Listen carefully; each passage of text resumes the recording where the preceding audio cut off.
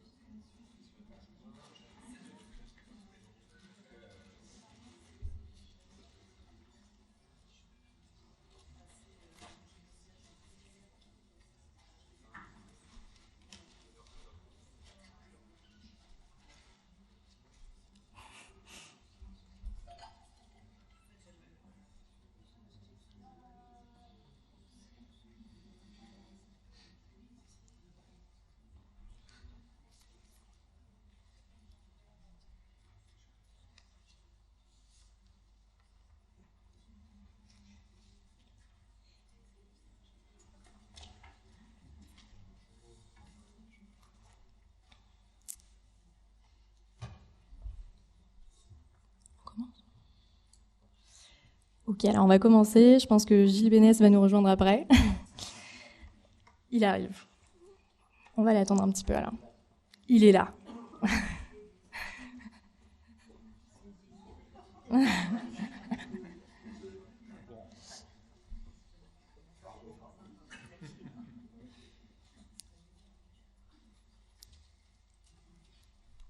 Très bien, merci à tous et à toutes d'être là aujourd'hui pour cette deuxième table ronde sur les structures qui ont fait et feront les métiers de demain. L'idée de cette table ronde, c'est vraiment de réfléchir et de donner des idées autour d'un regard historique sur les structures, leur évolution et d'imaginer leur avenir. Donc cette table ronde va se dérouler comme la précédente. Donc il va y avoir une partie autour de la présentation des différents intervenantes et intervenants pendant 5 minutes. Et puis après, un débat entre vous. Et après, on ouvrira les questions au public. Donc je laisse Eva Roquia commencer, si tu veux bien. Bonjour, vous m'entendez bien? C'est bon. Donc moi, c'est Eva Roquia. Je viens de la promotion 2019-2020, année sympa. J'ai fait mon stage en mars 2020. Donc, année un peu compliquée, mais bon souvenir quand même. Donc, j'ai été diplômée en 2020 et donc c'est assez récent quand même pour moi. Donc, tout d'abord, merci beaucoup de m'accueillir à cette table ronde. C'est assez impressionnant. Mais je vais essayer de donner un regard historique sur les structures malgré ma petite expérience.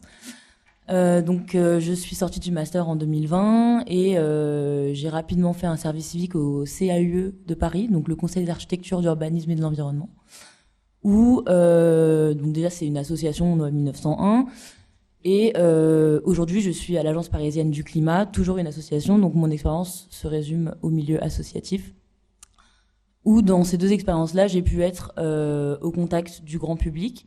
Ce sont des associations qui se ressemblent dans leur implication auprès des particuliers et dans l'accompagnement qu'elles peuvent faire des gens, en fait, des Parisiens, parce qu'il s'agit d'associations du coup qui œuvrent à l'échelle parisienne, dans la transition écologique de leur territoire. Et donc on est vraiment sur un aspect de sensibilisation et d'accompagnement sur du coup des thématiques qui se rejoignent un petit peu dans ces deux associations, mais c'est très différent. Aujourd'hui, là où je suis, c'est l'Agence parisienne du climat, donc c'est une ALEC. Je ne sais pas si vous avez déjà entendu parler de ce genre de structure. C'est une agence locale pour l'énergie et le climat. Donc, la petite histoire des ALEC, on les connaît plus sous le nom d'espace info-énergie parfois. Ce sont des associations qui accompagnent les Parisiennes et les Parisiens, enfin, en l'occurrence l'Agence parisienne du climat, mais en tout cas, ce sont des structures qui travaillent beaucoup sur le domaine de l'énergie, mais pas que, d'où le petit climat à la fin. Ce sont en fait des associations telles qu'elles sont définies en France, en tout cas, qui conduisent des activités d'intérêt général pour favoriser au niveau local la mise en œuvre de la transition écologique et la réduction des gaz à effet de serre. Donc c'est très global. Mais aujourd'hui en France, leur cœur de métier vraiment, c'est la rénovation énergétique du bâtiment. Donc moi, en tout cas à titre personnel, à l'Agence parisienne du climat, un tiers de mes collègues sont des conseillers en fait qui vont venir apporter des conseils aux Parisiennes et aux Parisiens sur la rénovation énergétique de leurs bâtiments, que ce soit en termes d'aide financière. J'imagine que vous avez toutes et tous entendu parler de ma prime rénov en ce moment. C'est un mot-clé dans le cadre de mon travail. En tout cas, pour ce qui est de l'Agence parisienne du climat, elle est assez récente. Elle a 11 ans. Elle a été créée bientôt 12. Elle a été créée en 2011. À l'initiative de la ville de Paris. Donc on collabore beaucoup avec la collectivité, et en fait les ALEC en général sont un peu un espace tampon entre le privé, enfin le particulier on va dire, le milieu professionnel de la rénovation énergétique mais pas que, et la collectivité territoriale. C'est-à-dire que nous on est à l'échelle de Paris, qui est une commune et à la fois une commune et un département, mais on va avoir des ALEC qui vont travailler à l'échelle de PT par exemple, ou même de façon beaucoup plus large de régions, etc. Quelque chose d'assez clé pour l'histoire des ALEC, c'est qu'elles ont été reconnues dans la loi climat et résilience en 2021, et donc leur statut a été vraiment renforcé.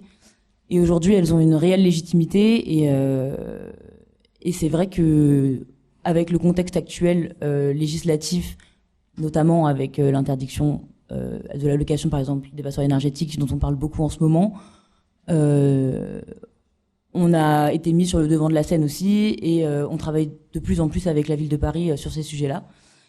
Et si je dois apporter un regard un peu sur l'évolution de ces structures-là, je pense qu'il y a de plus en plus, alors je parle à titre personnel pour l'Agence parisienne du climat parce que je le vis tous les jours, mais je pense que c'est en discutant avec d'autres collègues dans des ALEC ailleurs en France, on réalise qu'il y a de plus en plus besoin de prendre du recul en fait sur les thématiques sur lesquelles on travaille, sur la rénovation énergétique notamment. Et de plus en plus, on va construire des observatoires. Et moi, c'est dans ce cadre-là que j'ai intégré l'agence. C'est beaucoup plus sur... moi, je suis chargée d'études, je suis pas du tout conseillère dans cette agence. Et donc, en fait, je vais vraiment travailler sur observer la rénovation énergétique, c'est-à-dire faire des diagnostics territoriaux, nourrir des retours d'expérience et vraiment avoir du recul et servir d'outil en fait au sein de l'agence, mais aussi pour la ville. Et donc on a vraiment ce métier-là, je pense, qui vient de plus en plus dans les ALEC, et on le voit dans d'autres structures où on a, comme le disait comme ça a été dit dans la table ronde d'avant, une prise en compte de la donnée et de l'analyse de cette donnée-là. En tout cas, elle est de plus en plus importante dans nos métiers. Voilà. Si je dois m'arrêter, je m'arrête là. Merci. Je laisse continuer Richard Bonnet. Bonjour, ça marche, ouais. Bonjour tout le monde. Alors moi, je suis issu d'aucune promo de Espace et Milieu. Je me demande si je suis peut-être pas le seul aujourd'hui. Donc je tiens. Il en faut toujours un, donc c'est peut-être moi. Par contre, quand je lis la formation, Espace et Milieu, territoire écologique, et je travaille dans un parc national, vous voyez qu'il y a une vraie résonance entre ces mots et ce que peut être un parc national, puisqu'un parc national, je vous rappelle, c'est une zone cœur, avec une zone très réglementaire. Ça, c'est celle que vous voyez tous, avec le Rangers, la police, les jumelles, le carnet de PV, la réglementation et les gens qui râlent contre ça, grosso modo, je vous le résume rapidement. Mais c'est aussi une aire d'adhésion, c'est-à-dire un grand nombre de communes avec lesquelles on essaie de faire de l'accompagnement pour que ça aille moins mal, ou pour que ça soit plus mieux, ou pour que... Voilà, on essaie de limiter les dégâts. Puisque bien sûr, c'est basé sur notre force de persuasion, notre bonne humeur, notre sourire, et plein d'autres éléments. Des fois, notre porte-monnaie aussi, puisqu'on est quand même un établissement qui a un certain nombre de moyens pour accompagner ça. Donc voilà une des structures qui feront les métiers des étudiants qui sortent de Espace et Milieu. Beaucoup d'entre vous, souvent, souhaitent rentrer dans ces structures, alors parcs nationaux, parcs naturels régionaux, c'est notre fonctionnement, on ne va pas détailler, réserve naturelle de France, voilà, on en a un grand nombre, ça fait briller les yeux, et vous vous dites, waouh, c'est là où je veux aller. Alors attention, il y a ce qu'on voit et ce qui est, il faut y être. Donc certains des étudiants sont déjà venus travailler avec nous dans les parcs nationaux et ont pu voir un peu au cœur du réacteur comment ça se passe, ont pu voir les difficultés, les fonctionnements. Nous sommes une administration, et ça, c'est pas toujours bien perçu quand quelqu'un rentre. Des fois, on nous confond avec une association de protection de la nature, ce qui n'est en aucun cas notre fonction. Nous sommes une administration d'État pour mettre en œuvre des politiques publiques, les accompagner et réaliser ça. Bon, moi, là-dedans, je joue un tout petit rôle. Je suis juste le responsable scientifique. C'est-à-dire, je ne vais pas m'occuper, comme la table ronde d'avant, d'aménagement, d'atténuation, de prospective ou autre. Je vais m'occuper de me débrouiller qu'il y ait un maximum de chercheurs, dont des chercheurs parisiens, même si on est très loin, qui viennent sur notre territoire pour faire de la recherche. Je vais aussi me débrouiller pour que la quarantaine de gardes-moniteurs, de rangers, comme ils disent quand on est en dehors de la France, puissent réaliser des protocoles scientifiques qui tiennent la route et qui puissent servir à la communauté scientifique. Et ça, on y tient beaucoup parce que c'est vraiment la plus-value d'un parc national pour moi, c'est d'avoir des agents qui sont en permanence sur le terrain, qui récoltent de la donnée de qualité. Ah ouais, mais quand on la récolte, si on ne l'a pas bien stockée, on ne peut rien en faire. Et donc aussi, il faut s'occuper aussi de la stocker. Donc, dans la table ronde précédente, on a parlé de système d'information. Rappelez-vous que c'est le cœur du réacteur aujourd'hui. On peut avoir de la belle donnée, mais si elle est inaccessible et pas transmissible, on n'en fait à peu près rien. Donc ça, on en a rempli des placards entiers dans les années précédentes. Ils ont pris la poussière, il y a eu les toiles d'araignée qui sont venues, puis on a jeté les placards. Voilà, parce qu'on ne les avait pas stockés, pas rangés. Un gars partait à la retraite, il partait avec son coffre-fort. Donc voilà, ça, on essaie d'éviter. Ça, c'est aussi le rôle d'un service scientifique dans un parc, c'est éviter qu'il y ait trop de placards avec des poussières, qu'on ait des placards à peu près bien rangés qui puissent servir. Et puis le troisième rôle, c'est de mettre à disposition. Et vous voyez que là, on a parlé d'un nombre de métiers déjà qui sont très importants. On parle du spécialiste, ça a été évoqué, des gens qui sont très pointus dans des domaines, qui ont des connaissances écologiques très fortes. On parle de gens qui organisent, c'est des géomaticiens, c'est des développeurs de données. On fait du dev, on est obligé pour avoir des choses qui tiennent la route. Mais c'est aussi mettre à disposition des données. Et ça, c'est un peu le rôle de tout un chacun dans l'équipe que j'anime. C'est une dizaine de personnes. C'est arriver à créer des liens forts avec la communauté scientifique, avec les territoires et autres. Puis un mot qui n'a pas encore été dit, puisqu'on est dans la journée des mots, je vais le mettre sur la table, hein, moi j'en aurais mis un. Ça s'appelle la transdisciplinarité, et c'est quand même le moteur qu'on a aujourd'hui dans notre action, c'est la transdisciplinarité. Je vais m'arrêter là, parce que j'ai le petit panneau 1 minute, et comme on est nombreux, je ne veux pas prendre le temps à mes petits camarades. Merci beaucoup. Merci. Je laisse poursuivre, Nora. Donc, bonjour à tous. Moi, c'est Nora Deras. Donc, je suis hydrobiologiste à l'OFB, l'Office français de la biodiversité. Donc, en fait, je suis rattachée depuis officiellement le 1er janvier 2023 à l'Office français de la biodiversité, puisqu'avant, le laboratoire était rattaché à une DREAL, enfin, une direction régionale environnement, aménagement, logement, donc un service déconcentré de l'État, du ministère de l'écologie. Donc c'est tout récent. Je vais vous dire ce que je sais sur l'OFB après 18 jours passés au sein de cette structure. Donc voilà, je vois qu'il y a des partenaires, donc voilà. Et puis moi je travaille donc dans le laboratoire d'hydrobiologie. On assure le suivi directive 4 sur l'eau, le suivi des CE des stations de mesure de la qualité des eaux de surface en cours d'eau principalement. Et puis on a été basculé, la logique, quand on parle des structures dans cette table ronde, la logique de la bascule à l'OFB, ça a été de nous rattacher à une structure qui porte la thématique connaissance. Donc ça a beaucoup plus de sens que notre rattachement à une DREAL qui en fait, on se sentait un peu tout seul à faire l'hydrobiologie alors que les autres faisaient de toute autre mission. Donc là, on se sent dès le début beaucoup plus en cohérence avec notre nouvelle structure. Et donc, avant parce que tout à l'heure, on parlait de restructuration des services avec Madame Liaison, notamment, qui parlait de ces restructurations dans les services étatiques.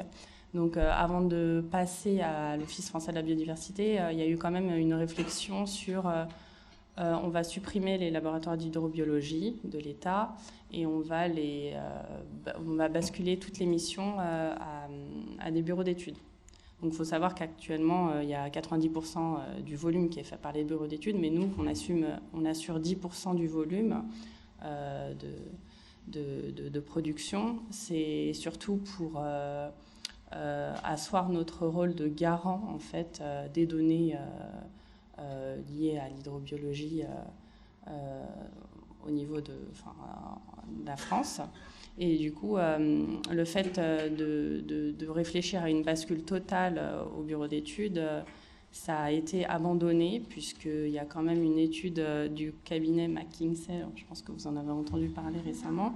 Donc nous, on a été contents du cabinet McKinsey qui a quand même reconnu l'utilité des laboratoires d'hydrobiologie au sein d'une structure étatique puisqu'on est désintéressé, je ne veux pas froisser certains qui travaillent en bureau d'études, mais il y a un désintérêt et une garantie d'une donnée qui ne va pas être produite en masse.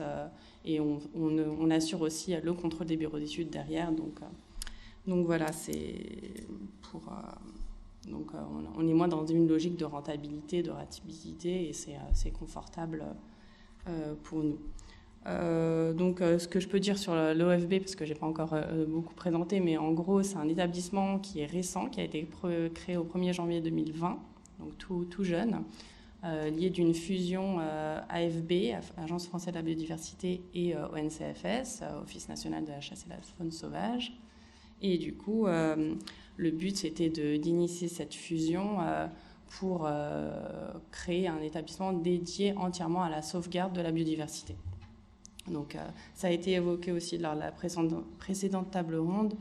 La thématique biodiversité, elle est connue de tous, mais il y a en fait une vraie volonté de la part de l'OFB de déclencher une prise de conscience nationale de cette thématique-là, au même titre que celle qui peut être actuellement pour le changement climatique. Donc ça, c'est d'éveiller les consciences en fait, de tout à chacun sur cette thématique-là. Voilà. Après, j'ai amené des petites plaquettes si vous voulez connaître plus en détail l'émission. Je les disposerai sur la table de l'entrée, si je peux me permettre. Voilà. Bien sûr. Beaucoup, mais... Merci beaucoup. Je laisse la parole à Thomas Biro. Il semblerait qu'il ne fallait pas toucher les micros fixés. Alors, je vais bien peut-être le micro mobile, parce que ça fait des faux contacts, visiblement. Bonjour à toutes et à tous. Donc, je suis Thomas Biro, je suis responsable du pôle Natura 2000 et aires protégées à la région Normandie.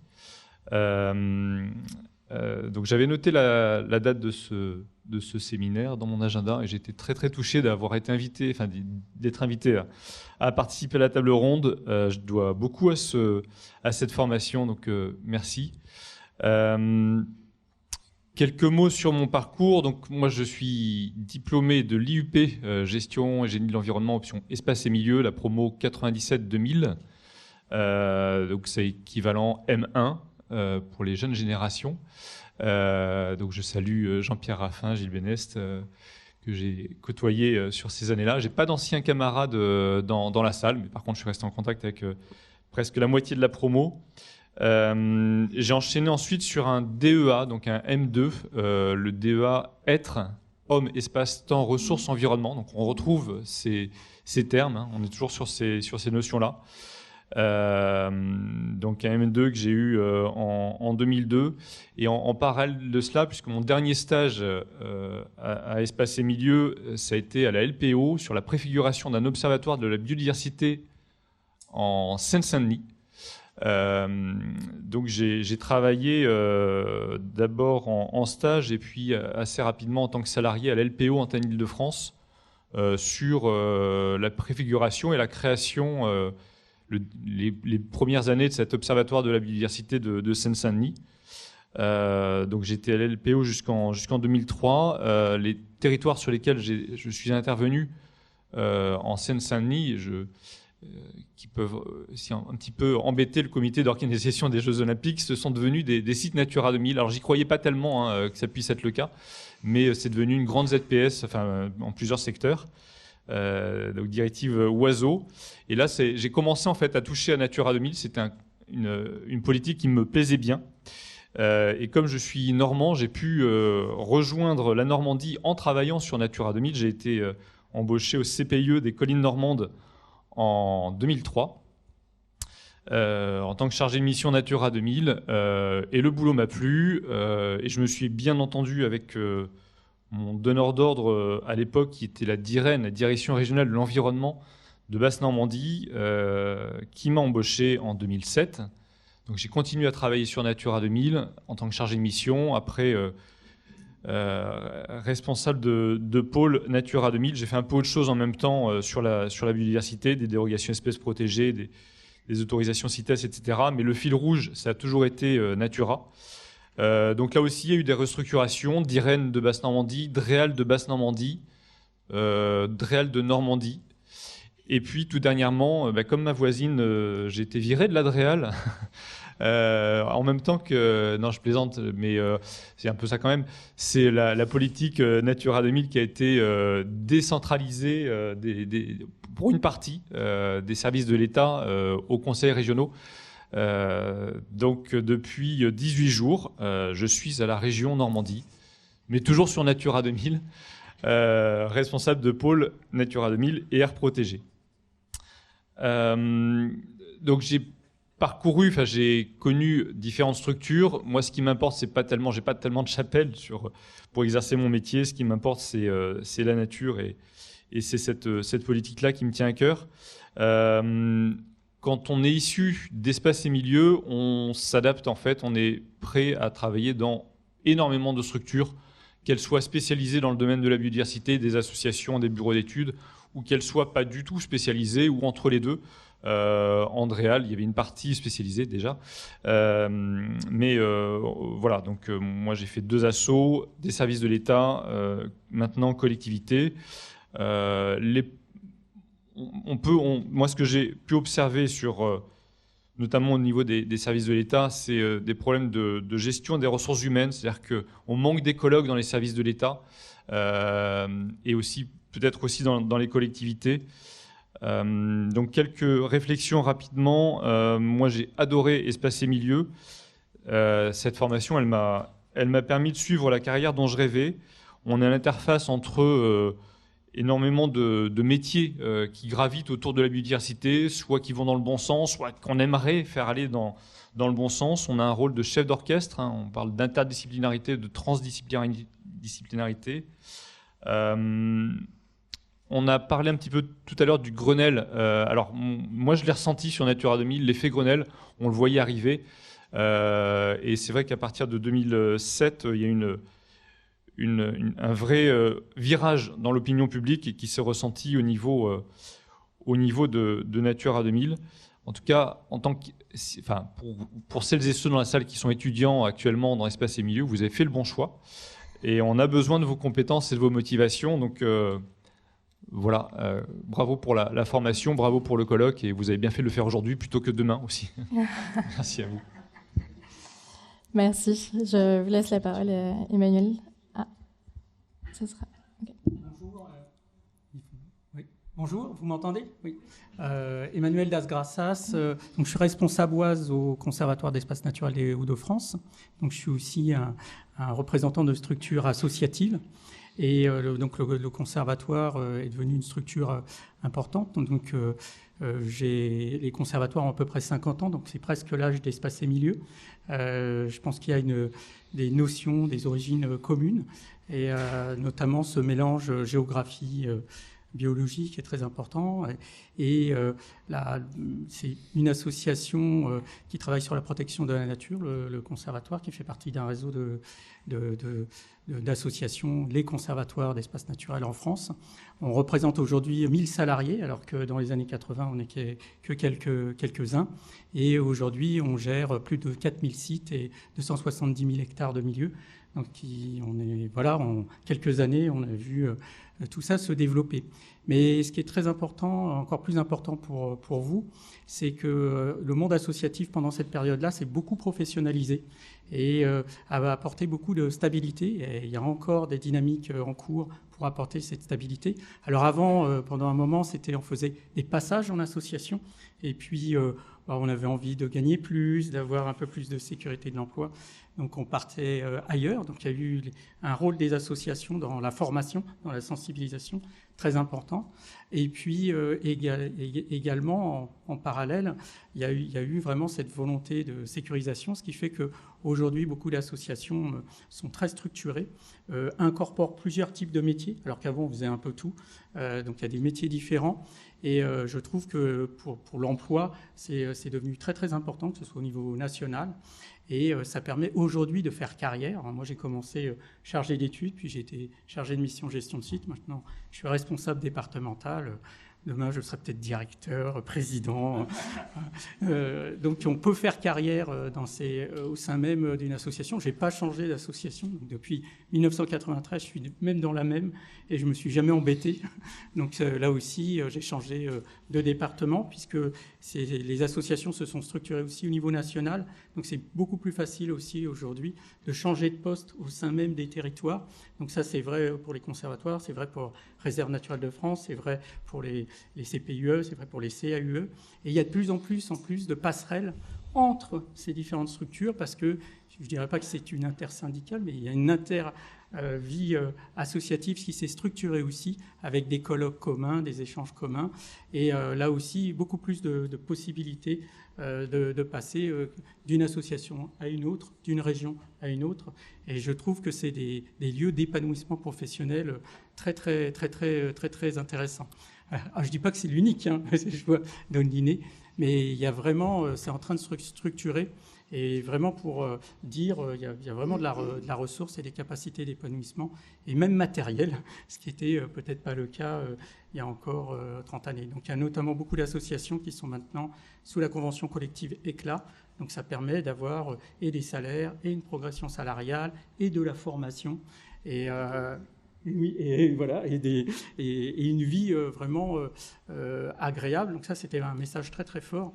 Et le monde associatif en plus est en relation directe avec la société civile. Donc là aussi, il y a un travail, comme tu le disais, l'éco-citoyenneté, vraiment la relation. Et là aussi, Espace et Milieux, on a des profils qui sont très importants là-dessus, parce que comme tu le disais, il y a ce rôle d'animateur, il faut aller chercher l'énergie. Et il y a une partie de ce qu'on fait qui nécessite d'aller chercher de l'énergie bénévole parce que on n'a pas tous les moyens pour faire. Et là aussi, le mélange géographie, l'homme au milieu de la nature, le fait aussi qu'il n'y a vraiment pas de volonté d'exclure, mais au contraire de réunir tout le monde et vraiment beaucoup de thèmes, et ça c'est très très fort. Et nous on le constate aujourd'hui, là je viens de passer 2 jours à faire des entretiens de recrutement, donc, 5 chargés d'études recrutés, donc ça vous donne la dynamique du monde associatif. Et finalement on avait des gens qui étaient très pointus, donc on a ça, beaucoup de gens qui sont mais beaucoup plus pointus que ce qu'on était à l'époque, très techniques. Mais on a regretté, en fait, les notions étaient évidemment pas très bien maîtrisées et du manque de recul. Et je pense qu'Espace et Milieux est une structure qui permet d'amener ce recul. Et en tout cas, moi, ça m'a énormément servi d'avoir vu cette vision très large de la géographie et à la biologie et qui relie l'homme à son patrimoine, l'homme à sa nature. Et je crois qu'on sauvera véritablement la planète en faisant en sorte que de nouveau l'homme soit inscrit dans les territoires attaché à sa planète et non pas simplement à son devenir matériel. Merci. Je passe la parole à Margot Sauvage. Merci. Du coup, moi, je fais partie de la promo 2018-2019. J'ai d'ailleurs une collègue, Héloïse, la seule, mais voilà. Donc, je suis géographe de formation. Après mon année de Master 2, je me suis lancée dans l'agriculture urbaine à la ville de Paris. Et très, très vite, j'ai eu envie d'aller vers le rural. Donc là, actuellement, en fait, je travaille à Terre de Liens, Île-de-France. Terre de Liens, Île-de-France, moi, mes missions au sein de cette association, c'est hyper concret et pratique. C'est aider des agriculteurs qui galèrent en fait, à trouver du foncier, en Île-de-France particulièrement. Et une autre de mes missions, c'est de trouver les futures fermes Terre de Liens de demain et surtout les futurs fermiers. Donc voilà, pour les aider à s'installer. Et donc, pour faire un petit peu un petit tour sur la structure, enfin, le mouvement Terre de Liens, en fait, c'est pas une seule structure. Là, d'ailleurs, cette année, on célèbre les 20 ans de Terre de Liens. Donc, ça a commencé avec des idées, des pensées dans les années 2000, dans la Drôme. Une première association s'est créée localement, puis une foncière pour pouvoir en fait, devenir propriétaire de foncier et mettre à bail à des agriculteurs.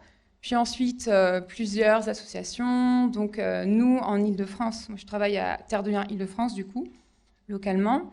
La structure, elle a été créée dans les années 2010-2011. Ensuite, il y a une fondation qui s'est créée, une fédération qui a plus des missions de type plaidoyer, etc., auprès des pouvoirs publics. Et là, en 2019, on a une association territoriale qui s'est créée en Corse. Donc, on a une salariée là qui est actuellement toute seule en Corse en train de gérer. Voilà. Et d'ailleurs, ils ont acquis une première ferme. Voilà. Pour l'anecdote. En fait, il faut savoir que Terre de Liens, c'est vraiment un mouvement qui est à la base citoyen. Donc, tout repose vraiment sur l'implication des bénévoles sur le territoire. Après, c'est hyper variable selon les régions, comment c'est mis en place. Notamment dans la Drôme, là où c'est né, je sais que voilà, les bénévoles sont hyper proactifs, sont sur le terrain, trouvent des fermes, voilà, font vraiment des actions très concrètes que moi, en tant que chargée de projet, je fais. Donc voilà. Et après, il y a bien sûr toute la partie veille foncière citoyenne, le fait de parler de Terre de Liens, parce qu'en fait, sans Sans les citoyens, sans les bénévoles, Terre de Liens n'existerait pas. Enfin, déjà, concrètement, pour acheter les fermes, il nous faut des sous. Donc, ça passe par ça. Et puis, tout le travail qui est derrière de sensibilisation. Donc, voilà un petit peu la structure. Pour parler un petit peu sur la question de l'évolution, essayer un petit peu d'anticiper, et faire un premier step. Là, c'est vrai que ça fait quand même 20 ans que tout le mouvement Terre de Liens est en place, et on remarque en fait qu'on a une place qui commence à devenir un petit peu plus grande auprès des acteurs institutionnels. Nous, notamment la SAFER, qui est vraiment l'acteur qui régule le marché foncier agricole partout en France. Typiquement, au bout de 20 ans, en fait, ils se rendent compte que les fermes Terre de Liens tiennent la route, en fait, parce qu'on essaye d'installer des agriculteurs qui tiennent dans le temps, qui sont dans un modèle sain, qui s'effondrent pas au bout de 3 ans parce qu'ils travaillent tout le temps, qu'ils n'ont pas de vacances. Il y a ce côté-là, le côté économique, etc. Donc, en fait, ça, c'est vraiment... nous, c'est hyper précieux parce qu'en fait, ils sont indispensables. Il faut qu'on travaille avec eux, déjà. Et en fait, je dirais que ça se fait de mieux en mieux.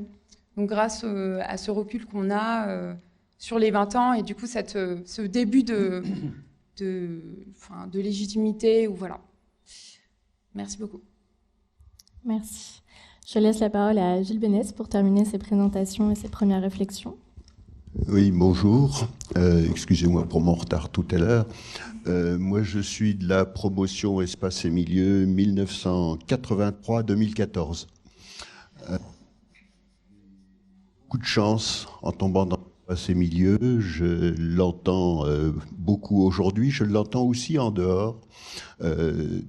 Si Espace et Milieux a rempli votre vie, elle a aussi largement rempli la mienne. Ma famille pourra vous en parler.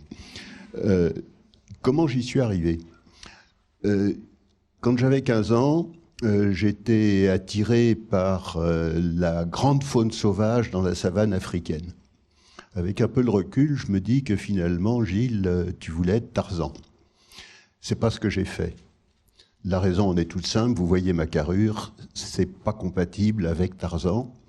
Et donc, j'ai fait des études d'éthologie sur le primate. J'y suis resté après en tant qu'enseignant. Et en éthologie, à l'époque, il n'y avait rien, pratiquement, en France.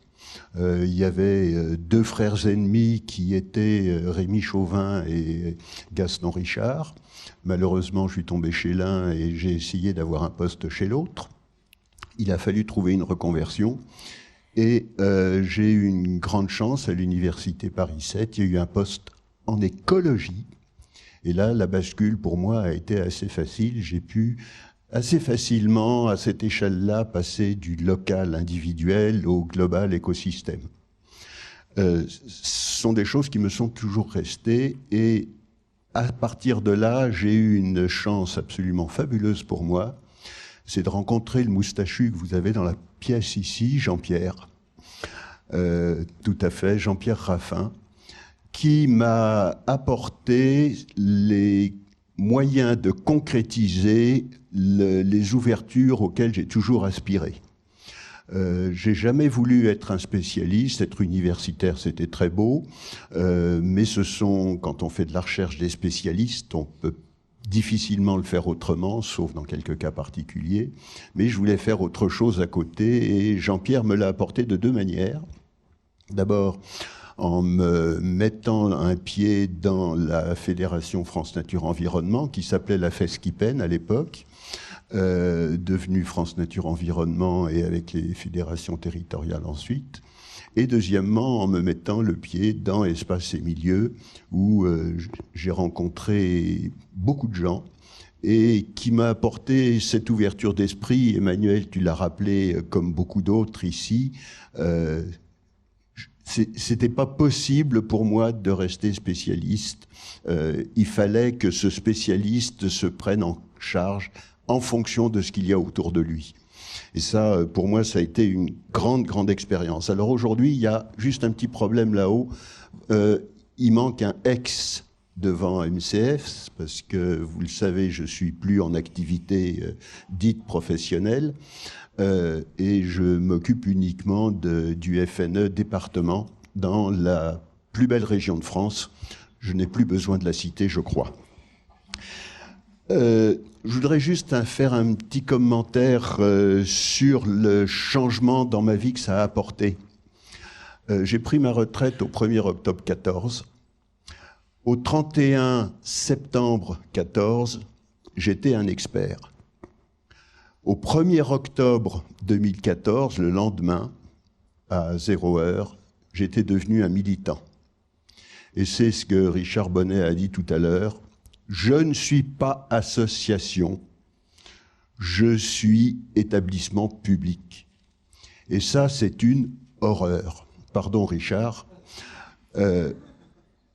C'est une horreur parce que finalement, c'est l'image qu'on nous renvoie et contre laquelle on est obligé de se battre, qui est d'une nature différente, mais tout à fait analogue et tout à fait complémentaire de celle que vous avez évoquée entre le spécialiste et le généraliste. Et les données, l'importance des données sur lesquelles on s'appuie, Marine l'a bien rappelé tout à l'heure, c'est quelque chose qui va faire la différence entre celui qui est un passionné passionnel, alors que dans les associations, vous le dites tous, nous sommes des passionnés, néanmoins scientifiques, néanmoins rigoureux. Et là, il y a un enjeu qui est particulièrement difficile à vivre. Cela, je l'ai vécu brutalement. J'ai représenté France Nature Environnement au Conseil national de protection de la nature pendant 20 ans, dans l'ancienne formule, celle où la société civile était encore présente. Et j'ai basculé après au représenté FNE au bureau de la Fédération des parcs naturels régionaux.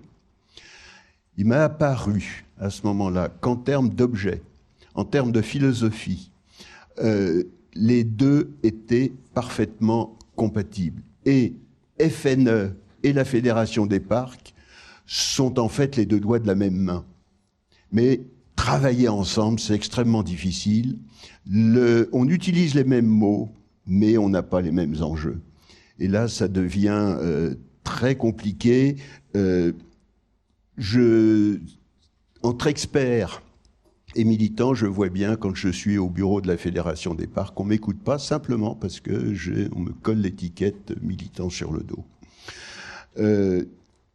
Je reviens sur les données, pardon d'être un peu décousu. Leur importance.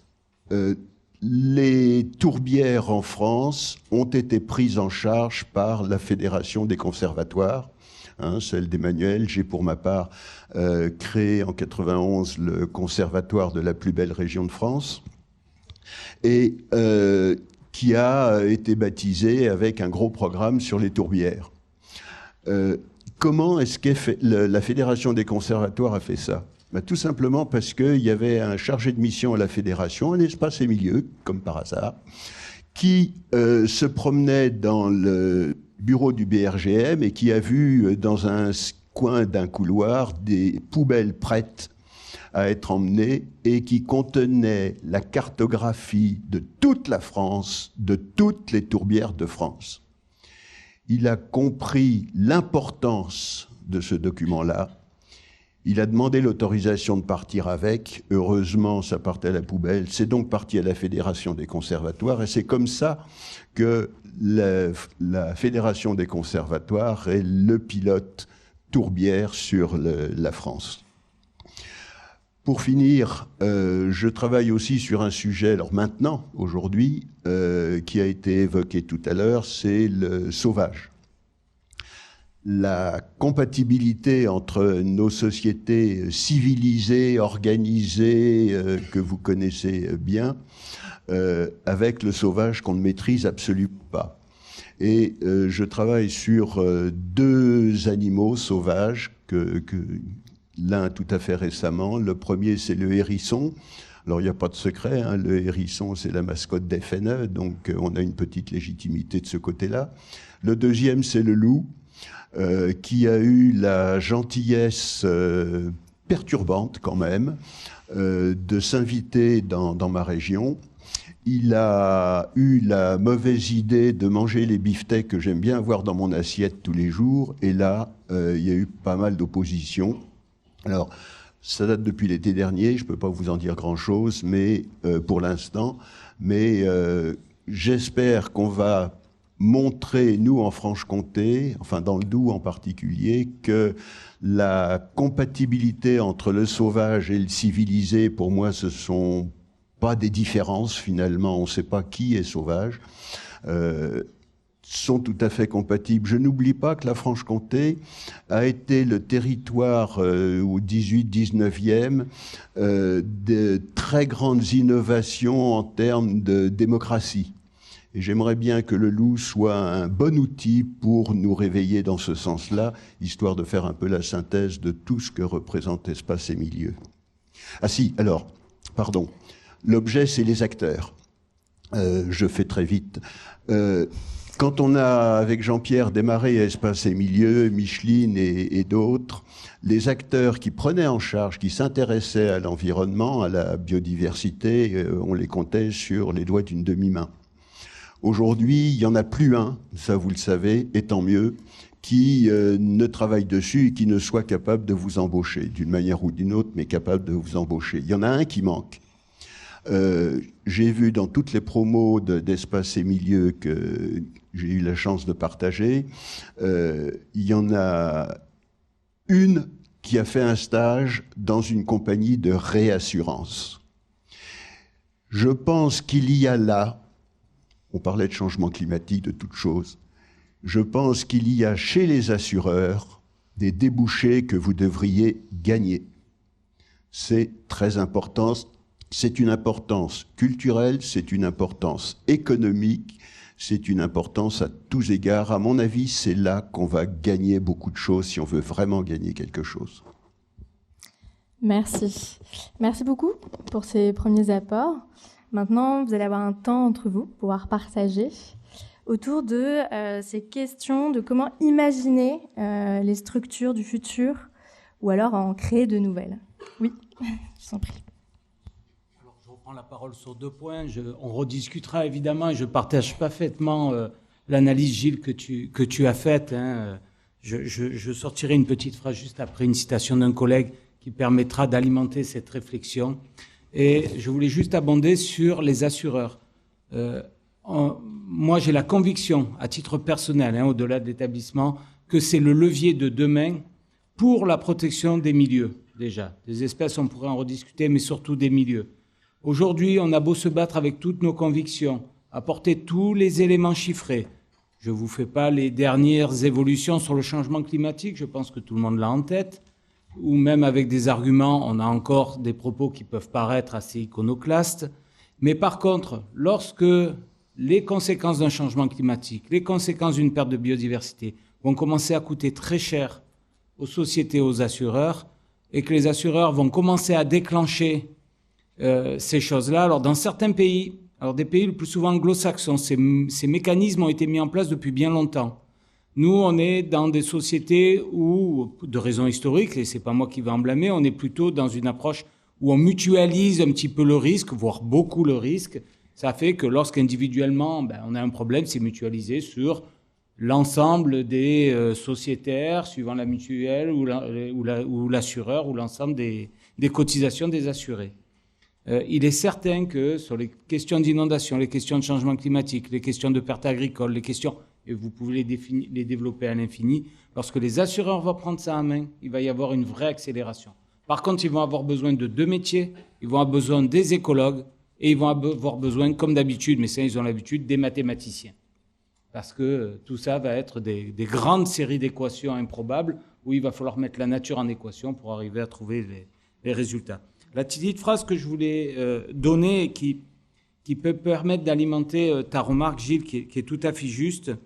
Un collègue, pas plus tard que cet automne, nous a dit, on nous demande, alors en parlant des salariés, des parcs nationaux, mais plus largement des fois de structures liées à l'environnement, on nous demande d'être des héros de la protection, alors qu'on est parfois, souvent, vous mettez ce que vous voulez derrière, la caution de la destruction.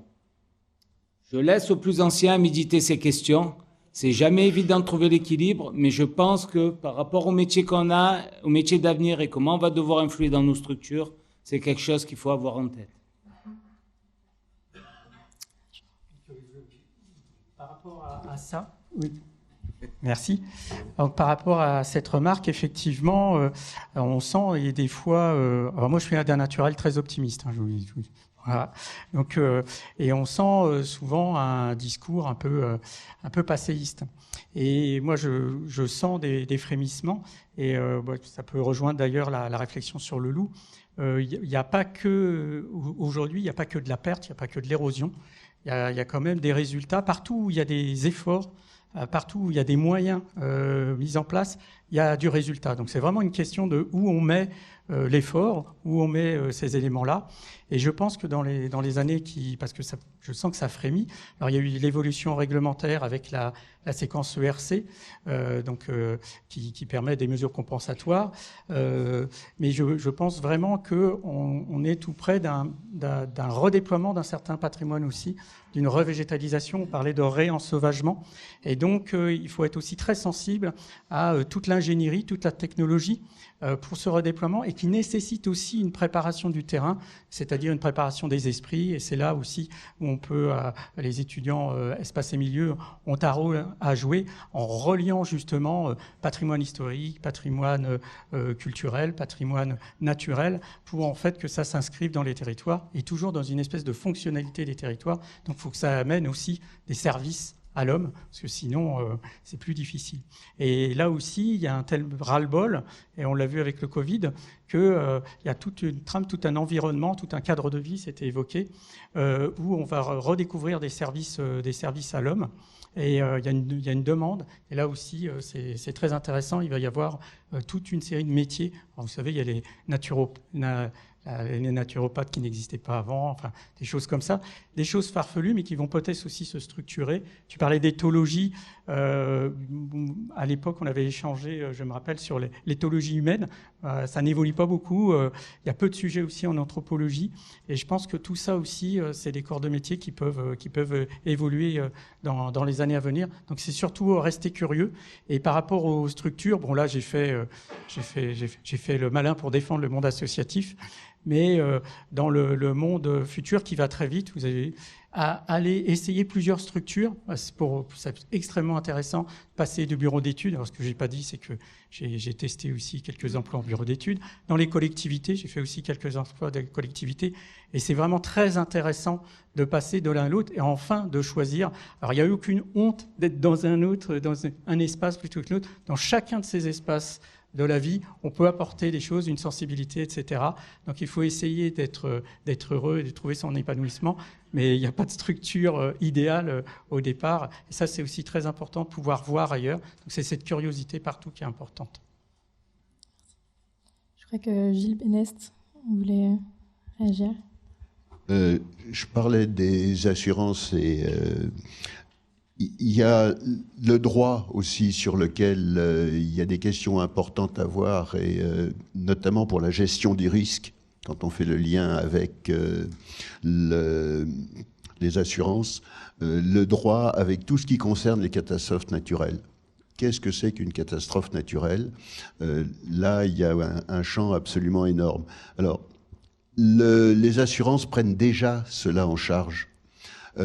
Peut-être pas au niveau des compagnies d'assurance elles-mêmes, mais j'ai bien parlé de compagnies de réassurance. C'est-à-dire que les compagnies d'assurance ont leur propre compagnie d'assurance globale à une échelle au-dessus.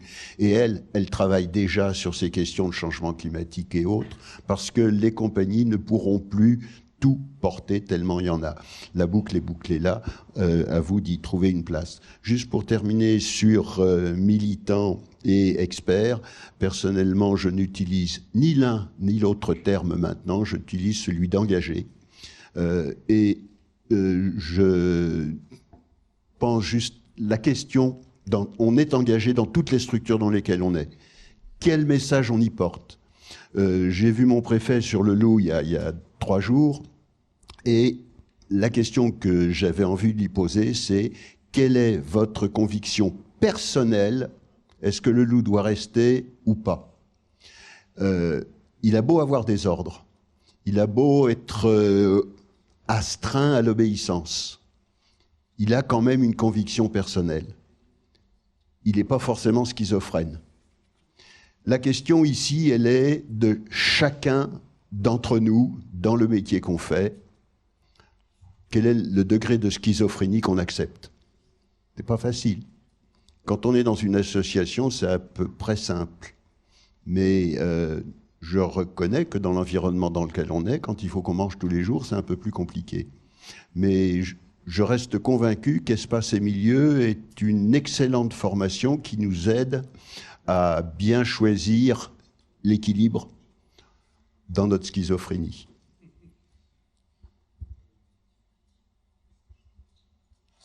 Merci pour ces apports. Est-ce qu'il y aurait des questions de la part du public autour de ces questions des structures? Imaginez de... Oui. Reprendre sur la question de la schizophrénie. Tu veux 2 micros? Oui, pourquoi pas, allez.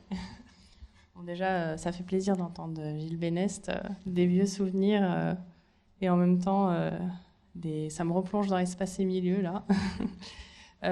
Du coup, sur la question de la schizophrénie, c'est vrai que moi, mon expérience, elle se résume à la structure de l'État et de mon statut d'observatrice.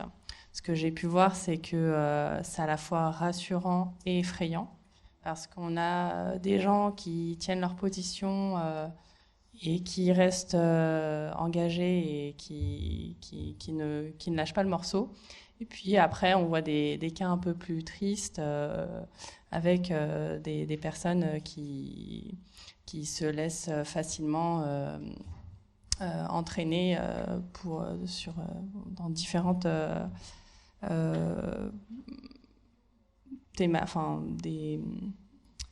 qui se laissent entraîner dans des sujets plus politiques, etc. Et qui lâchent un peu prise. Et du coup, c'est vrai que j'ai pu observer les deux. Mais je constate de ces 6 ans presque d'expérience, c'est qu'il y a quand même une vraie volonté, même si on la voit pas, mais au sein même de tout à chacun. C'est pour ça que tu parlais de quelle est votre conviction personnelle. Et je pense que il y a quand même pas mal de personnes qui ont une vraie conviction personnelle, même si ça ne se ressent pas au niveau des décisions parfois qui sont prises.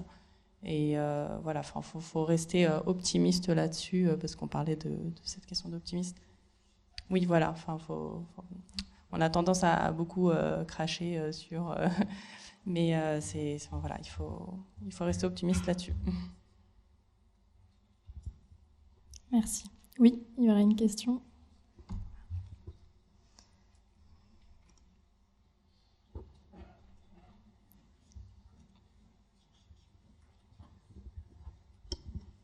Merci. Je voudrais revenir sur un sujet qui a été abordé à la table ronde numéro 1 et sur lequel vous avez également fait quelques commentaires. C'est la partie données. Et justement, en fait, voilà, on est parfois face à une recherche d'informations, une recherche de données. On sait qu'elle existe, on sait qu'on en a énormément, mais on n'arrive pas à la trouver. Alors, on a quand même, avec ce monde numérique qui a évolué, on accède à quand même beaucoup plus de choses que ce à quoi on avait accès avant, mais on n'y est pas encore. Et donc, la question que je souhaiterais poser, c'est vous qui êtes au cœur de structures qui font de la collecte de données, qui font de la gestion de données, comment on peut réussir à aller encore plus loin et à avoir un peu cette synthèse qui se met en place, je ne sais pas si c'est un outil unique, pour l'instant on n'y arrive pas, mais voilà, comment on pourrait réussir à avoir ces structures qui évoluent, qui se parlent, qui travaillent ensemble pour mettre à dispo du secteur public, mais aussi de tout le monde, du grand public, du secteur privé qui utilise ces données, même si évidemment on va continuer à en collecter, mais voilà, comment on peut réussir à mettre en place quelque chose qui fonctionne avec l'ensemble de ces structures? Est-ce que c'est la structure structure qui évolue? Est-ce que c'est une nouvelle entité qui se crée? Voilà. Je laisse répondre Richard Bonnet. Je vais me permettre de répondre. La réponse risque d'être longue, donc je préviens tout le monde, préparez-vous. En plus, je parle beaucoup. C'est un sujet qui m'est très cher, sachant que je suis strictement incompétent en gestion de données. Voilà. Je ne suis pas géomaticien, je ne suis pas développeur, mais je travaille avec une équipe de 4-5 personnes. Et pour ceux qui suivent un peu au niveau environnemental, c'est en partie l'équipe que j'encadre qui a développé GeoNature, GeoTrek, tous les géos dont vous commencez à entendre parler. On est parti comment pour arriver à ces outils? Et je ne fais en aucun cas la promotion de ces outils, je tiens à le dire. Ce n'est pas du prosélytisme. On n'a rien à gagner, on ne le vend pas, il est gratuit. On est parti du concept où pendant longtemps on a suivi des politiques d'État ou des politiques de grandes structures, peu importe, qui allaient nous dire on va vous faire l'outil qui va être super bien. Pour ceux qui sont plus vieux, ils ont connu des histoires avec Nature Paris, j'en passe et des meilleurs. Et en fin de compte, on a passé des jours et des semaines à faire des réunions et des réunions et des réunions et des réunions pour faire l'outil parfait qui n'est jamais sorti. Ou quand il sortait, il ne marchait pas. Vous prenez les payes, pour ceux qui lisent certains journaux il y a quelques années, les différentes payes qui ont été faites à l'armée ou autres, l'outil parfait qui devait tout résoudre, qui a coûté des millions et des millions, qui n'a jamais marché, qui a été jeté à la poubelle au bout de 3 ans. Le choix qu'a fait notre structure et qu'un grand nombre de structures sont en train de faire, c'est on retourne le problème. On essaie de répondre à des problèmes de structure, des problèmes locaux, mais on les pense global. Ça vous rappelle un peu quelque chose peut-être. Donc grosso modo, c'est pas parce qu'on répond, on fait une petite base de données, et ça j'invite tout le monde à tout de suite à réfléchir à ça, qui répond à ton petit problème perso, qu'il ne faut pas le réfléchir pour que ça soit multipartenaire, multilingue, que ça puisse être transféré, que tu sois dans des standards d'échange à peu près bons, au moins au niveau national, on ne va peut-être pas aller jusqu'au niveau international, et ainsi de suite. Et après, on a des sortes d'extraterrestres. Pour moi, c'est des extraterrestres, parce que quand je vois leurs écrans, quand je passe dans leur bureau, c'est écrit dans toutes les langues, sauf une langue que je connais, il y a des couleurs et des machins, qui développent plein d'algorithmes, plein de commandes, plein d'ETL, enfin ils ont plein de noms bizarres pour aller échanger leurs données entre eux. Et quand ils arrivent à se parler entre eux, ce n'est pas toujours le cas parce qu'il y a quand même des gens qui sont un peu compliqués pour échanger, même s'ils parlent plus avec leur machine qu'entre personnes. Mais quand ils y arrivent, c'est extraordinaire. Tout ça s'échange d'une manière très rapide. Pour vous prendre un exemple, les données du parc national, n'importe quel citoyen ici dans cette pièce, si vous allez sur le site du parc, vous avez la donnée que l'agent a saisie. Aujourd'hui, ce soir, il rentre au bureau, il la télécharge, tout citoyen la voit. Le lendemain, si l'INPN la veut, elle est dans la synthèse INPN. Voilà. Donc, c'est un état d'esprit de chacune de nos structures. Et pour ça, il y a une règle, pour moi, qui est très importante, c'est il faut former, et je dis bien former, nos directeurs. Par exemple, un directeur qui arrive aux écrins, parce qu'il passe régulièrement, on leur fait une journée de formation sur les systèmes d'information, pour leur expliquer que le moteur, la richesse, l'enjeu, c'est l'organisation de cette donnée. Et quand moi, quelqu'un arrive et me dit « je vais créer l'outil unique qui va répondre à telle question », je vous promets, je prends la porte, je m'en vais tout de suite. Je sais que là, on a déjà perdu plusieurs millions d'euros et qu'on va perdre beaucoup de temps. Par contre, quelqu'un qui dit « je suis prêt à construire avec chacun d'entre vous pour ça, allons-y ». Alors, il manque un chaînon dans cette histoire, parce que nous, un parc national, on travaille pour nous. Il manque le chaînon des têtes de réseau. Les têtes de réseau, pour moi, c'est au niveau flore, par exemple, les conservatoires. Au niveau faune, alors là, c'est plus compliqué parce que dès qu'on touche à la faune, là encore, on est sur des profils psychologiques qui peuvent être assez hétérogènes. Je n'ai pas encore parlé des oiseaux, rassurez-vous, ça viendra plus tard. La faune en général.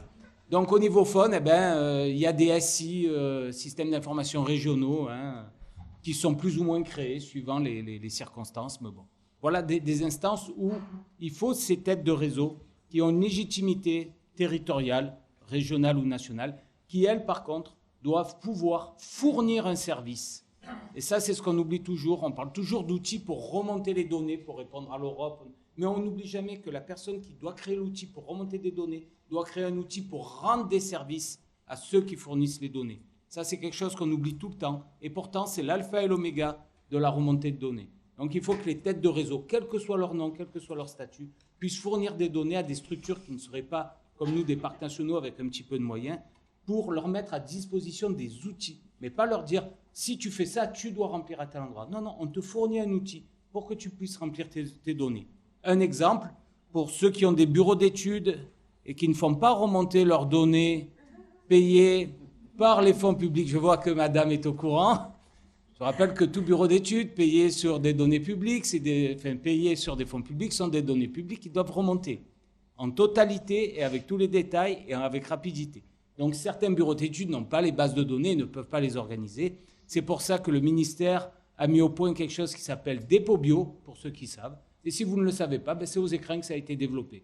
Parce qu'on a essayé de les développer dans plein de structures, qu'on fait plein de réunions, puis au bout d'un moment, ils ont dit, il y a 3 oiseaux là-bas, au fond des Hautes-Alpes, qui arrivent à taper du code, qui sont en méthode agile, c'est des extraterrestres. C'est pas qu'ils sont très bons, hein, il y en a des bien meilleurs qu'eux. Hein.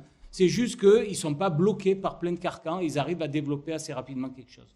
Donc, alors les méthodes agiles, moi je suis responsable d'un service, c'est compliqué. Parce que là, je vous le raconte comme ça paraît tout simple. Quand vous avez votre collègue qui arrive et qui dit « j'aurais besoin de 20 000 euros là », je dis « ok, et tu veux faire quoi ?» Elle me dit « je sais pas ». « Comment ça, tu sais pas ?»« Mais il me faut 20 000, mais tu vas faire quelque chose ?»« Ah non, non, non, on va faire des tickets. »« Tu vas faire des tickets ?»« Oui, oui, alors nous on développe, mais il y a des trucs qu'on ne sait pas développer, on met des tickets, et puis il y a des prestataires qui développent le ticket, mais c'est en libre, après on est une communauté. » Je dis « je comprends rien à ce que tu me dis. » Et je lui dis « bon, mais on va avoir quelque chose au bout. » Oui, ça va servir au parc. Ah, il me dit non, non, je suis pas sûr, parce qu'autant on répond à un ticket d'un mec de Normandie ou un ticket d'un mec de... Je dis, mais attends, moi j'ai 2 ETP, bientôt 3, bientôt 4, et tu n'arrives pas toujours à me sortir une carte pour moi. Ah oui, oui, mais on travaille pour la communauté. Alors, quand vous travaillez, vous mettez 20 000 euros d'une structure pour travailler pour une communauté qui répond à des questions d'une autre structure, eh ben, il y a peu de directeurs ou peu de chefs de service qui l'acceptent. Et pourtant, c'est super efficace. Donc, c'est pour ça... C'est des méthodes, il faut... on est presque au début dans une partie religieuse, quoi. Hein, faut y croire. Hein.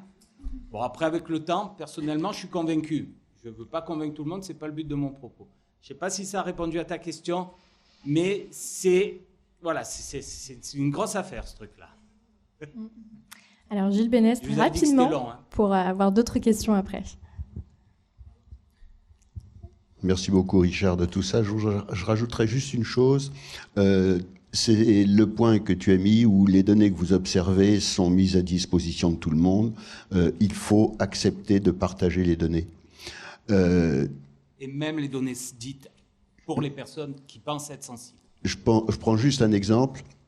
On est actuellement plusieurs à faire le recensement national sur la France pour le hérisson. On est évidemment allé voir les partenaires et on leur a proposé de mettre en commun nos données. Ça a été un refus net. Et c'est très dommage parce qu'en fait, les méthodes d'observation sont complètement différentes et en mettant ensemble des techniques utilisées différentes, on aurait pu atteindre à des données de validité scientifique d'une toute autre nature. Je désespère pas, ça ne fait que 3 ans qu'on est là-dessus, j'ai l'avenir derrière moi, donc il n'y a pas de problème, on y arrivera. Il y a une question quand même qui est posée. Nous, on le fait avec une méthode de science citoyenne, c'est-à-dire que c'est n'importe qui voit un hérisson qui nous le signale. Ces méthodes-là, ça peut aller sur une bestiole comme le hérisson. Je ne pense pas qu'il y ait beaucoup de confusion possible avec d'autres mammifères sur le territoire. Je pense que sur les oiseaux, c'est un peu plus compliqué. Sur les insectes, encore plus. Et donc, la question aussi de mettre à disposition ces données-là à tout le monde, c'est celle de la fiabilité de la donnée au départ. Et il y a toute la question scientifique de la validation. Enfin, dernière remarque, puisqu'il faut faire court et vous avez raison, mettre à disposition les données à tout le monde, pour moi, ces données naturalistes, je reprends le terme de Joachim tout à l'heure, ça devrait être un bien commun. C'est le genre de choses qu'on oublie un petit peu. Et ça va aussi à l'encontre d'une vieille pratique historique de la protection de la nature qui était de dire « pour vivre heureux, vivons cachés ». Il faut en sortir de ça aussi, malgré les risques que ça peut représenter. Merci. Je laisse la parole à Eva Roquia, qui avait encore un... Ça va être court. C'était juste pour, je sais pas, compléter pas forcément, mais répondre aussi en partie à la question. C'était par rapport comment est-ce qu'on peut faire en sorte d'avoir justement une mise en commun des données et une bonne utilisation. moi, je vais parler plus à l'échelle locale. C'est-à-dire, du coup, je parlais de la structure dans laquelle je travaille. Et c'est vrai que, en étant dans un pôle observatoire, justement, on se rend compte que c'est possible, en fait, de travailler en collaboration avec d'autres structures. Et donc, moi, je mettrais sur la table, en fait, pousser l'interdisciplinarité, déjà. C'est-à-dire que moi, je partirais du principe que ma discipline, elle est plus en géomatique, par exemple, ou ce genre de choses. J'ai pas de spécificité. On parlait tout à l'heure de être expert ou être plutôt généraliste. Moi, je pars du principe que je suis plus généraliste, puisque j'ai pas de sujet de prédilection, si ce n'est les cartes. Mais du coup, je pense que l'interdisciplinarité, c'est-à-dire, plutôt même l'intercompétence et la mise en commun, en fait, des différentes structures. Je prends pour exemple le service public de la donnée énergétique qui est travaillé par la ville de Paris, justement, mais en collaboration avec l'Agence parisienne du climat et avec la PUR, que vous devez connaître aussi. Et en fait, à l'échelle de Paris, on a mis en place un outil qui sert pour l'instant pas au grand public, mais en tout cas, c'est un outil métier. Donc justement, c'est ce que on disait tout à l'heure. Ça permet, ça vient vraiment alimenter les différents métiers, que ce soit les conseillers, que ce soit les personnes qui travaillent à la ville, en fait, pour mieux connaître leur territoire. Et c'est un outil qui marche pour le coup très bien. Et je rejoindrai ce que vous avez dit juste avant. C'est pas un énorme outil qui sert à répondre à toutes les questions, parce que ça ne sert pas du tout à répondre à toutes les questions, mais en tout cas, les questions qu'on a visées avec cet outil-là, très spécifique, ça marche plutôt bien. Et je pense que c'est une méthode, en tout cas, qu'il faut explorer, la mise en commun des compétences et des connaissances, mais aussi des structures. C'est-à-dire qu'on essayer d'aller un peu plus loin que juste travailler au sein de sa propre structure et essayer de voir un peu comment est-ce qu'on peut associer une structure telle que la ville de Paris qui va mettre justement à disposition son service informatique avec tous les sigistes vraiment très... eux, ils vont faire le développement purement informatique de ce SIG, en l'occurrence c'est un SIG. Avec nous, l'APC, on va faire beaucoup plus de l'animation de cet outil-là, mais aussi beaucoup d'usage parce que ça nous sert, on est les premiers utilisateurs. Et puis la PUR va vraiment être le gestionnaire de la donnée. Et en fait, on travaille ensemble, vraiment. Et je pense que c'est c'est une des clés en tout cas pour que la donnée serve et qu'elle soit vraiment utile dans le futur sur les questions environnementales. Merci. Est-ce qu'il y aurait d'autres questions ? Okay. Bonjour. Alors, merci beaucoup pour ce partage. Vous évoquez un petit peu le décisionnel. Alors, j'ai une petite question, peut-être plus spécifiquement pour vous, Nora et Thomas. Donc, vous parliez de restructuration, de changement de compétences. Et je me demandais comment est-ce que vous vivez professionnellement, justement, ces changements. Est-ce que vous avez des changements dans vos tâches quotidiennes, dans vos missions quotidiennes? Est-ce que vous avez des modifications dans les grandes lignes directrices qui vous sont données? Voilà, je me posais un petit peu la question. Merci.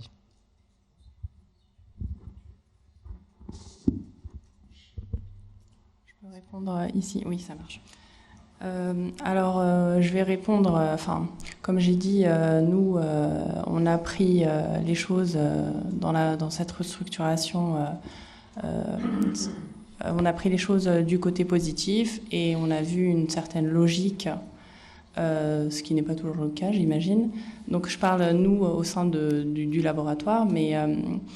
Et c'est vrai que basculer à l'OFB, ça a un vrai sens du point de vue connaissance, expertise scientifique, expertise technique et collecte de données, parce qu'on a rejoint un service connaissance, donc c'est aussi en lien avec ce sujet sur les données. Donc on va pouvoir, maintenant on a une vraie perspective à l'avenir, pouvoir utiliser nous-mêmes nos données à une échelle régionale, de faire quelque chose de concret de nos propres données, alors qu'avant on faisait qu'en produire, on avait du mal à les gérer aussi. Donc ça c'est vraiment que du positif de ce point de vue-là.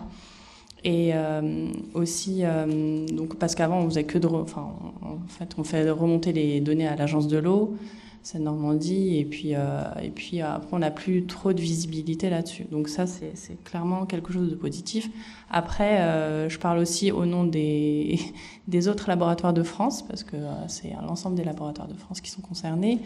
Et là il y a eu des personnes plus réfractaires, donc après ça peut être la peur de l'inconnu, des choses comme ça mais globalement ça a été plutôt bien accueilli, parce que la logique est là et on perd pas enfin on continue de travailler exactement comme avant, avec, c'est vrai, des missions supplémentaires, mais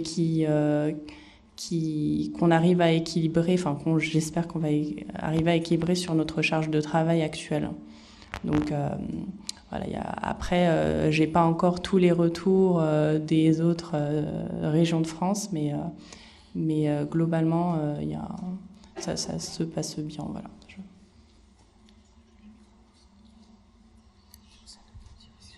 En ce qui me concerne, alors Nora vient de le dire, une restructuration, c'est jamais quelque chose de très simple et de très agréable à voir arriver. Une collègue est partie un an avant parce qu'elle ne supportait pas l'incertitude, elle ne supportait pas l'idée de rester dans cette situation-là. Donc l'avant est compliqué à gérer, on ne sait pas vers quoi on va. Et c'est vrai pour une fusion, c'est vrai pour une restructuration, une décentralisation, un transfert de mission. Maintenant, pour mon cas personnel, les choses se sont plutôt bien enchaînées. Donc alors voilà, c'est un nouvel environnement. Hein. Je suis passé d'une DREAL à un conseil régional, donc c'est un nouvel environnement, c'est une nouvelle façon de travailler. La nature du métier a un petit peu changé. Enfin, la configuration n'est plus tout à fait la même, donc c'est pas exactement les mêmes missions et la même manière de l'exercer. Sans rentrer trop dans les détails, mais cette décentralisation s'est accompagnée d'une recentralisation en fait, puisque on avait un échelon départemental. Hein, les DDT étaient très impliqués sur Natura 2000. Elles le sont beaucoup moins maintenant. Donc, il y a une recentralisation au niveau des chefs lieux de région. Donc, on exerce aujourd'hui, au niveau régional, des missions qui étaient exercées jusqu'à présent au niveau départemental. Donc, voilà, c'est une façon un petit peu différente de voir les choses. En Normandie, on a une région qui est assez accessible à 5 départements, donc ça va, c'est pas trop compliqué, taille humaine. Pour d'autres régions, ça sera un petit peu compliqué.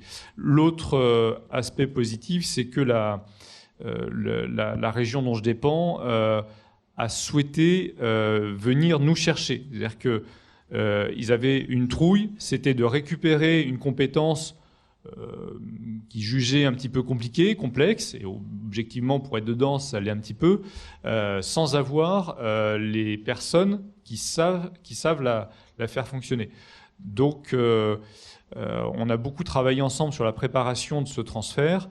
Et la région Normandie a organisé une réunion avec les agents de l'État qui exerçaient cette mission et qui étaient susceptibles d'être intéressés au mois de juin, donc plus de 6 mois avant, une réunion au cours de où plusieurs cadres dirigeants du conseil régional, dont le directeur général des services, étaient présents.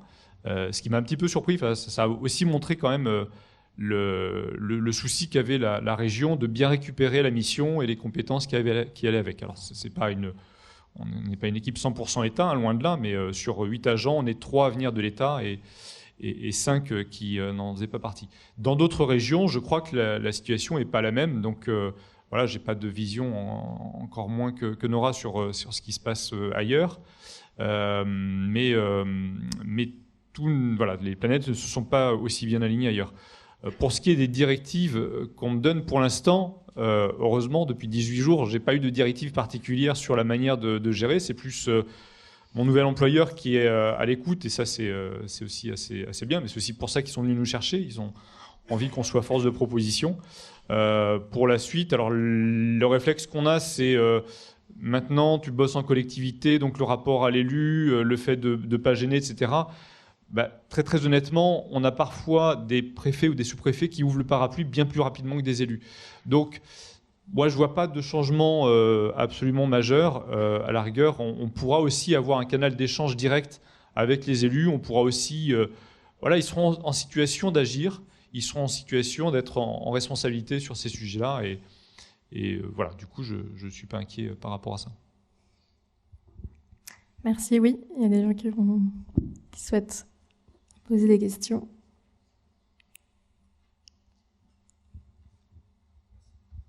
Oui, Philippe Pagnès, promotion de ESS 1992. Et pour les anciens, j'étais le colleur d'affiche de Marine Linglard, si elle est encore là.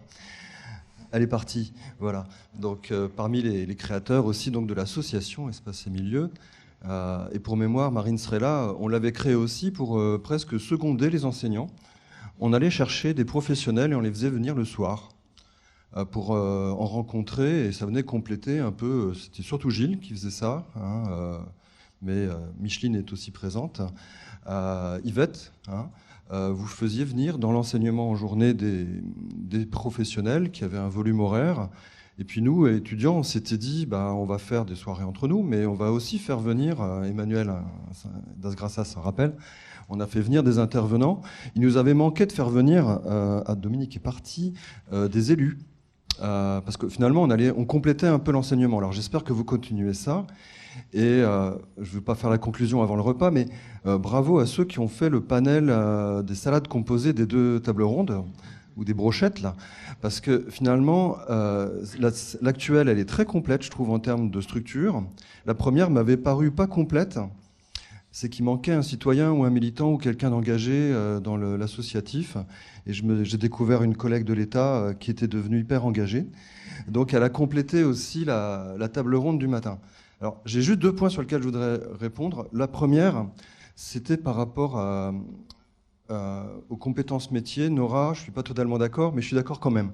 En clair, les labos d'hydrobiologie sont partis à l'OFB. Ça a sens parce que ça rassemble tous les labos de France dans une structure unique. Vous allez avoir une gestion du personnel unique, ce qui n'était pas votre cas avant. Ça, c'est un progrès social. Il y a quand même des progrès dans les restructurations. Mais les restructurations, et ça rejoint ce que disait Thomas, elles sont permanentes et elles s'accélèrent. En 92, les SRAE et les DRAE étaient réunis, Direction régionale de l'architecture et de l'environnement et Service régional de l'eau et de l'aménagement, je crois, les SRAE, ou de l'aménagement des eaux. C'était les laboratoires d'hydrobiologie. En 92 étaient créés les DIREN. On a eu une stabilité pendant 18 ans jusqu'en 2010, où les DREAL ont été créés. C'est-à-dire que là, on a rassemblé les services des routes, les DRE, les services aussi d'industrie, les DRIR, qui était Direction régionale de l'industrie, de la recherche et de l'environnement, qui était un E muet, hein, une blague. Donc DRIR, DRE, DIREN devenaient DREAL. Là, donc on avait quand même eu 18 années de stabilité. Ensuite, on fait la fusion des régions, 2016, juste 6 années. Toutes les régions qui ont été fusionnées ont été déstabilisées. Maintenant, on a la loi biodiversité, chef de file, biodiversité, le conseil régional. La loi dit, mais on ne sait pas comment faire encore. Hein, on est en 2022. Donc, encore, retenez une chose, c'est que pour les structures qui vont vous accueillir, de toute façon, si ce sont les services de l'État, les services des régions, des départements, ça ne fait que changer avec une fréquence de moins de 5 ans. Il n'y a rien de stable. De ce fait, tous les schémas régionaux, les schémas départementaux n'arrêtent pas d'être révisés. Les comités n'arrêtent pas d'être recomposés. Donc, pour ma petite expérience, 22 ans en administration d'État, 8 ans en association, ça veut dire que les interlocuteurs changent constamment, les textes changent constamment, les procédures changent constamment et les bases de données n'arrêtent pas de changer. Donc on est vraiment dans le changement. Et je vais quand même vanter Espace et Milieux, c'est que de par le panel des formateurs que vous avez et les panels des stages, vous êtes hyper plastique. Donc tous les métiers, vous les avez quasiment sous la main, possible dès que c'est de l'environnement, toutes les structures aussi. Mais après, je terminerai mon intervention un peu longue, désolé, mais c'est vous aussi qui devez construire votre poste. Les DREAL perdent leur labo. Il leur reste plus que les jaugeurs pour faire du terrain. 30 à 40 ans plus tôt, les administrations d'État, c'était elles qui faisaient toutes les études. Les études hydrogéologiques, elles étaient portées par les ex-DDA. On avait les ingénieurs des eaux et forêts qui faisaient les études. Donc, on est passé de l'État qui était l'État du fer, dans les années 70, les 30 glorieuses, à l'État du faire-faire, c'est-à-dire l'État qui fait des commandes. Et maintenant, l'État n'est plus rien, l'État est garant du faire. C'est-à-dire que l'État a décentralisé l'action aux collectivités. Donc si vous voulez rejoindre les services de l'État, venez être garant du faire, mais sachez faire. Et comme disait Marine, soyez des spécialistes qui gardent une compétence, des généralistes qui gardent une spécialité. Moi, en tant qu'agent de DREAL, j'emmène mes agents sur le terrain. Je suis plus capable de faire une étude d'impact, comme à l'époque où j'étais en bureau d'études. Je suis plus capable de faire un plan de gestion, comme à l'époque où j'étais avec Manu en conservatoire. Mais je suis encore capable de les lire et je fais encore un peu de terrain. Et dans un plan de carrière, il faut garder ça. C'est garder juste une petite branche de spécialité, être généraliste.